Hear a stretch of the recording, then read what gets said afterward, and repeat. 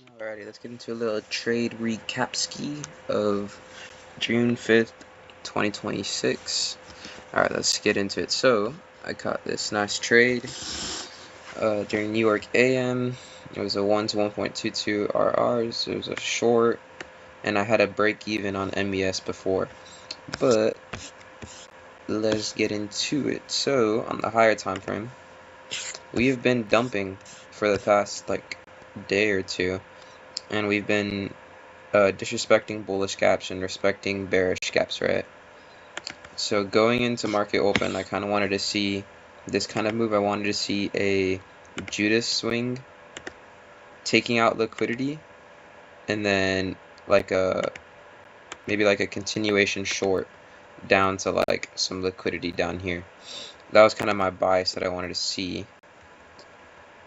And we got something similar, but let's get into that. So on the 30-minute, we had this 30-minute bearish gap right here, and when market opened we actually traded into that, so my hypothesis was kind of right.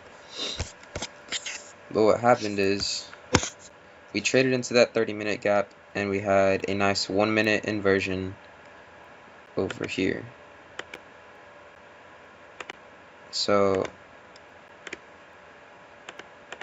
we had accumulation, manipulation, and then distribution. This short position, if you took this short, congrats to you, it was a nice short, and some people took it down to down here or wherever, right? The only reason why I faded this short is just because there wasn't any internal liquidity on the lower time frames. So maybe I probably would have taken it if there was something like this.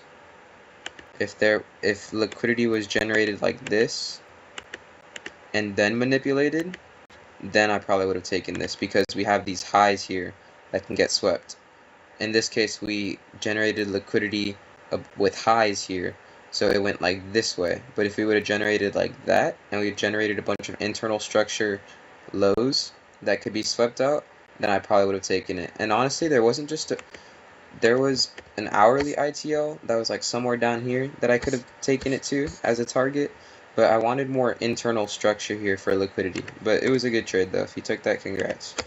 But I wanted a little bit more structure, so I waited for a continuation short. I wanted to see this play out and then open up some gaps, wait for a retrace, and then a short back down. So that's exactly what happened. So we opened up a 15-minute fair value gap right here, and we did trade into it. So that was my initial short. We traded back into this 15-minute gap that was up here, and I took a short on MES that ended up going break even. So if I go to MES, I can actually show you. Here it is. We traded into that 15-minute gap, the same gap, and then we had a 5-minute inverse fair value gap right here. We had this bullish gap that got inverse. I took a short, and I really liked this short, even though it got stopped out at break even, just because this sell side liquidity here, I think was a perfect 4-hour, what's it called? Equal low, I think it was. Or let me see.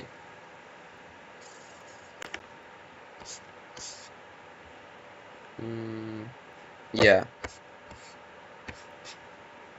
This low here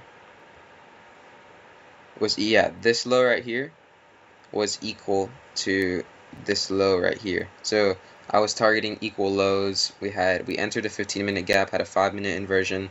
So I really thought this trade was going to hit take profit, but we ended up getting stopped at a break even, and that is okay. So what I waited for next was a re-entry. So I went back to NASDAQ, and now that we hit that 15-minute fair value gap, we now create a 15-minute rejection wick. So if I go to the 15-minute time frame, the wick that hits that 15-minute fair value gap is now a rejection block. So I can look for price to retrade into that and then have an inverse and then take the same kind of model. And what happens? That's exactly what happens if my internet can work. Excuse me. I don't know why it's not working. There we go. So into this rejection wick that happened on the 15-minute. We traded back into it, and we had a 5-minute gap open up here. It got inversed with strong displacement. And not only that, I want to say there was also there was a 3-minute that got inverse, and there was 1-minute CISD as well here, and then we got closure beneath the start of that open. So 1-minute CISD as well, but the main thing was the 5-minute inverse. That's what I took. I entered off that candlestick close there and got filled like somewhere over here. My stops were somewhere like this, and then my take profit was at these equal lows that were here. I know some people held this trade all the way down to this new week opening gap down here. If you did, congrats to you, that was a nice trade. But I just wanted to hold it down to these equal lows here. This low, that low, this low here. I thought price was going to reject off of that point. But the NWOG was also a strong draw on liquidity. But pretty much just entered a rejection block, 5-minute inverse, break even was here, and targeting equal lows. So it was a good trade. Pretty nice. 1 to 3 RR, 1 to 2, I forgot it was. But yeah. So yeah, that's pretty much it. Peace.